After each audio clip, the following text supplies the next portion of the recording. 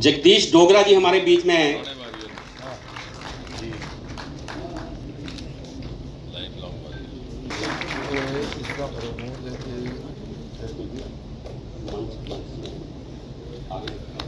तानाशाही इतिहास को छुपाकर कितना भी लोकतांत्रिक फ्री स्पीच की बात करे, लेकिन भारत की 140 करोड़ की जनता इस कांग्रेसी दमन को न भूलेगी न माफ करेगी।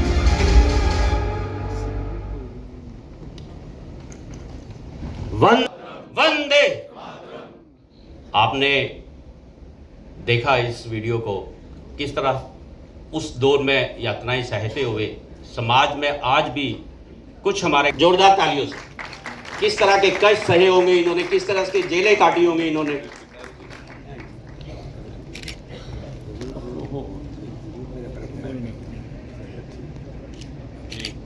पहले भी वक्ताओं ने अपनी अपनी बात रखी। वो दौर एक ऐसा दौर था जिसमें जो लोग इन्वॉल्व थे उनके परिवार को ये मालूम नहीं था कि जो लोग इस आंदोलन में शामिल हैं वो घर वापस आएंगे कि नहीं आएंगे। हालात ऐसे थे कि बहुत सारे जो उस समय के बलिदान हैं, समय समय पर हम उनको याद करते हैं। उस समय बहुत सारे ऐसे स्टूडेंट्स थे जिन्होंने अपने कैरियर को स्टेक पर लाया सिर्फ इसलिए कि एक आंदोलन जो है हमें ऐसा करना है जिसकी वजह से डेमोक्रेसी जो है वो जिंदा रह सके। बहुत सारे ऐसे स्टूडेंट्स थे जो अच्छे थे पढ़ाई में, लेकिन आगे वो पढ़ नहीं सके सिर्फ इसलिए क्योंकि वो जेलों के अंदर थे। पांचों के पांचों किसी न किसी वजह से इमरजेंसी में अंदर थे। किसी को भी ये मालूम नहीं था कि ये लोग जो हैं, जो आज देश के लिए बलिदान देने के लिए तैयार खड़े हैं, वो आगे चल कर के क्या बनेंगे क्या नहीं बनेंगे, क्या उनका जीवन बचेगा कि नहीं बचेगा।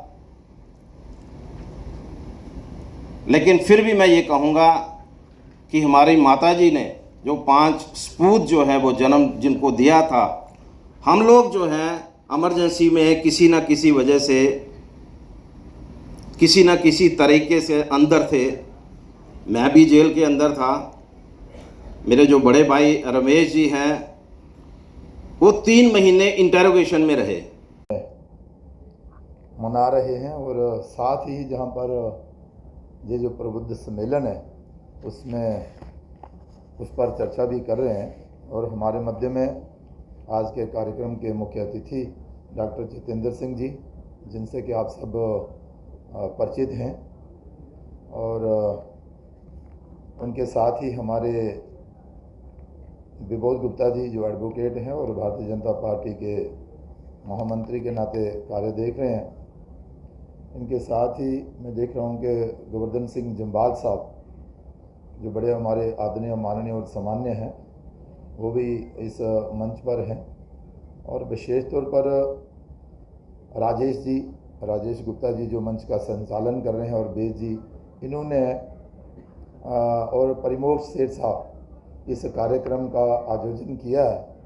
और जहाँ पर जो मुझसे पहले वक्ता बोले, जिनमें रमेश रोड़ा जी, ओंकार सेठ साहब, चंद्रमोहन शर्मा जी और बहुत सारे ऐसे लोग जिन्होंने इमरजेंसी के दौरान भी काम किया था और यातनाएं भी सही थी।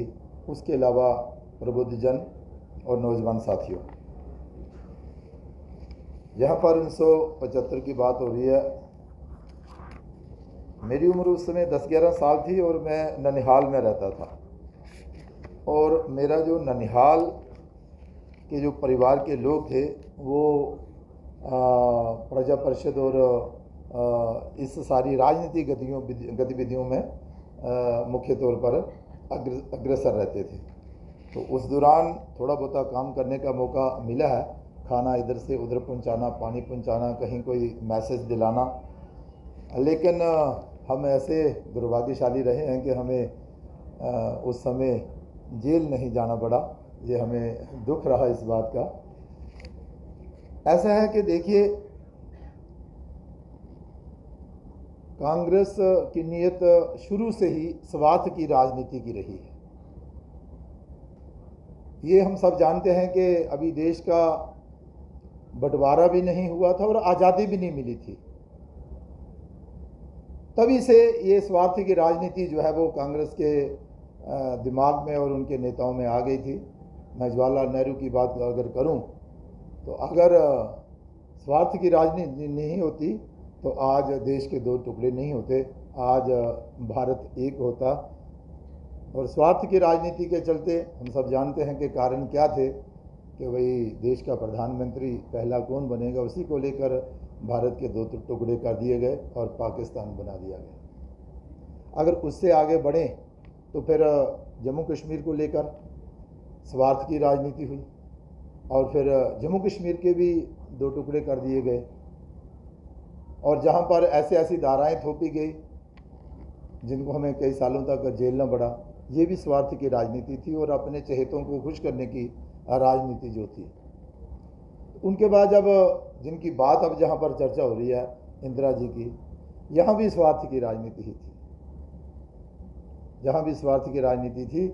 मैं ज़्यादा डिटेल में नहीं जाता हुआ, सिर्फ अगर ये 25 जून 1975 की ही बात अगर करूँ तो एक कोर्ट का फैसला आ गया और जन आंदोलन भी एक खड़ा हो गया था। दायित्व बनता था कि अब हम अपना त्यागपत्र दें और जनता में चले जाएं, लेकिन नहीं, उन्होंने कहा कि मैं सत्ता नहीं छोड़ूंगी और सत्ता हथियाने के चक्कर में, सत्ता में रहने के चक्कर में उन्होंने देश पर एमरजेंसी जो है वो थोप दी। और फिर एमरजेंसी के दौरान जो कुछ हुआ, अभी हमारे चंद्रमोहन जी, हमारे सेठ साहब, हमारे रमेश अरोड़ा जी, ये तो हमारी जहाँ की बात कर रहे थे जम्मू कश्मीर की, और देश भर में क्या क्या हुआ। मंच पर आसीन हमारे 17वीं लोकसभा के साथी और संसद में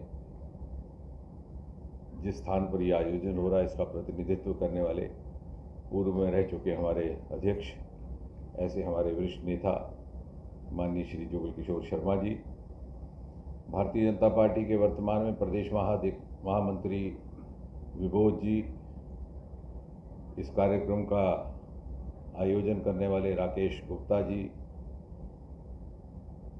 मेजर जनरल साहब और विशेषकर जो इस कार्यक्रम के नायक हैं पंडित चंद्रमोहन शर्मा जी, ओंकार सेठ जी, एडवोकेट रमेश जी, अरुण जी। ये कार्यक्रम आपको समर्पित है और सच पूछिए तो आप ही के कारण हम यहाँ एकत्रित हुए हैं। इमरजेंसी के उस कालखंड को स्मरण करता हुआ ये कार्यक्रम आपको समर्पित है। एक जीवन काल गुजर गया चंद्रमोहन जी के साथ, रमेश जी के साथ, ये हमसे सीनियर भी थे और इनकी बात सुनकर के मुझे भी लगा कि मैं अपनी बात एक व्यक्तिगत प्रसंग से प्रारंभ करूं। मेरा नया कॉलेज में दाखिला हुआ था और मुझे एमबीबीएस की सीट अलॉट हुई चेन्नई में, जिसे उस समय मद्रास कहते थे। अब 16-17 बरस की उम्र में बहुत ज़्यादा बाहर जाना कभी अनुभव नहीं था, तो कैसे रहेगा। तो हमारे एक सीनियर हुआ करते थे विक्रम जी, चंद्रमोहन जी और दूसरे लोग जानते हैं, जिनको परिचय ना हो तो उनके लिए आसान हो जाएगा कि हमारे वर्तमान में जो संचालक हैं डॉक्टर गौतम मेंगी जी, उनके छोटे भाई, अब दुर्भाग्यवश वो इस संसार में नहीं। तो मुझे कह लगे कि नहीं, आप चिंता नहीं करो, मैं इसकी व्यवस्था करता हूँ। तो उन्होंने अपने पिताजी से एक पत्र लिया। उनके पिताजी स्वर्गीय ओम प्रकाश मेंगी जी संघ चालक थे।